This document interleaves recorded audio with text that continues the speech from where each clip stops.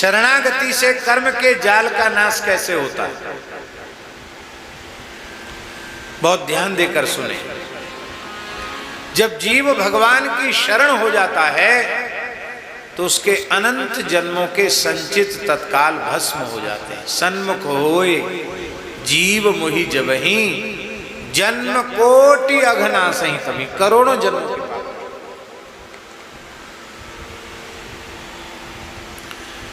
सबसे बड़ी समस्या माताजी संचित की है, क्योंकि एक जन्म का तो है नहीं, पता नहीं कितने जन्मों का है। अरबों खरबों जन्म हो गए, असंख्यों जन्म व्यतीत हो गए हैं। उन सब का कुछ न कुछ बुरा भला हमारे ही द्वारा इकट्ठा किया हुआ है। वो खेती हमारी है, इकट्ठी है।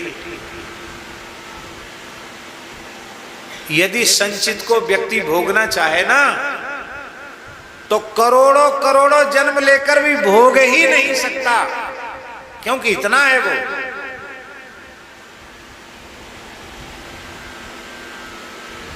पर भगवान की शरण होने मात्र से वो अनंत जन्मों का संचित जलकर भस्म हो जाता है।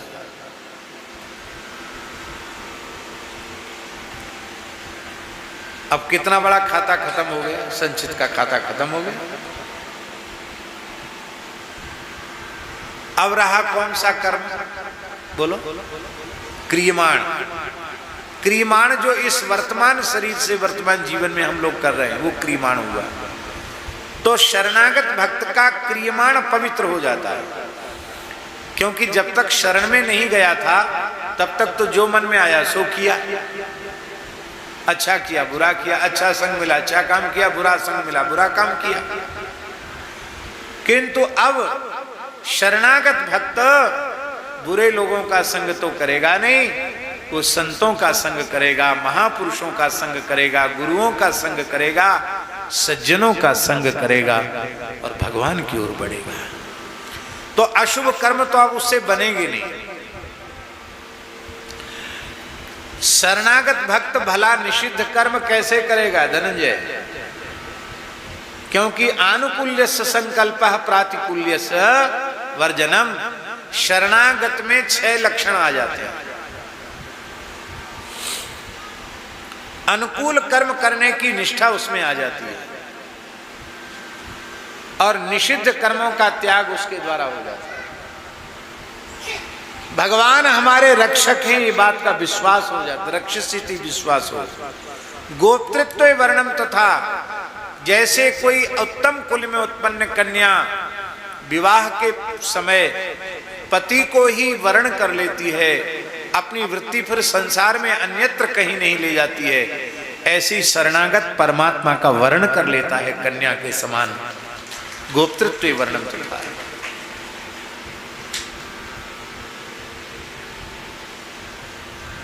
आत्मनिक्षेप 5वां अंग है शरणागति का, आत्मनिक्षेप।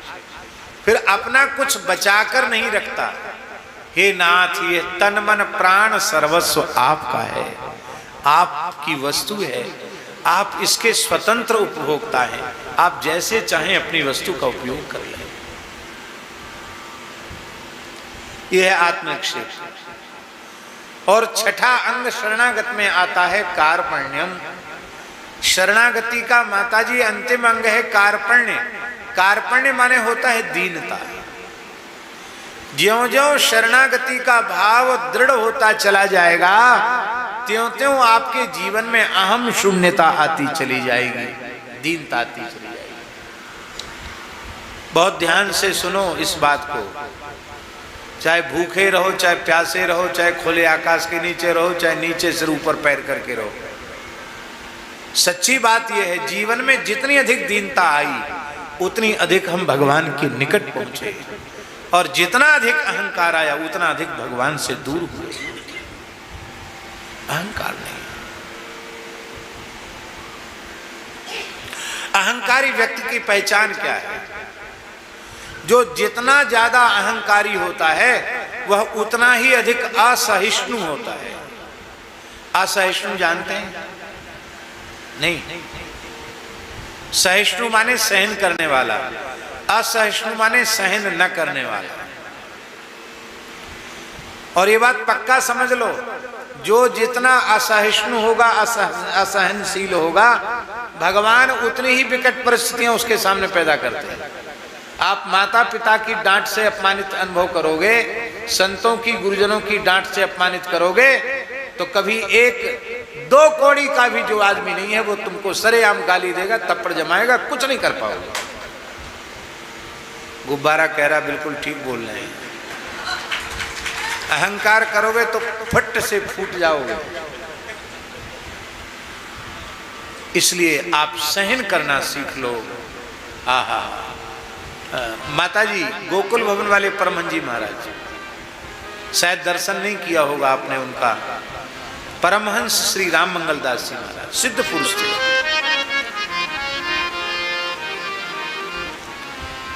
अंग्रेज लोगों ने उनको साधुओं का गवर्नर कहा था। आप साधुओं के गवर्नर हैं। अंग्रेज गवर्नर ने कहा था कि हम तो इंडिया के गवर्नर हैं, पर तुम तो साधुओं के गवर्नर हो। सिद्ध पुरुष थे, अद्भुत महापुरुष थे। किसी साधक ने पूछा, लिखने योग्य वाक्य है, किसी साधक ने पूछा कि भगवान की प्राप्ति कैसे हो, तो उन्होंने कहा कोई 1000 गाली दे और 100 जूते मारे तो भी उफ ना करो, एकदम घूर बन जाओ, इसी जन्म में भगवान मिल जाएंगे।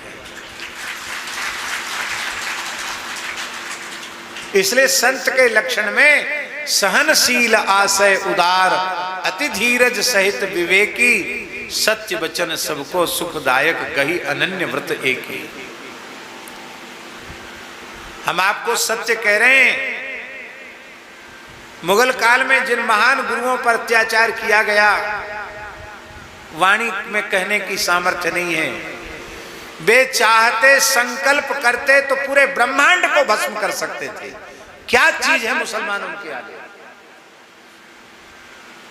लेकिन खाल तक खींची गई, क्या क्या नहीं किया गया, लेकिन उन्होंने संकल्प नहीं किया, किसी के प्रति अशुभ संकल्प नहीं किया। यह है सहनशीलता।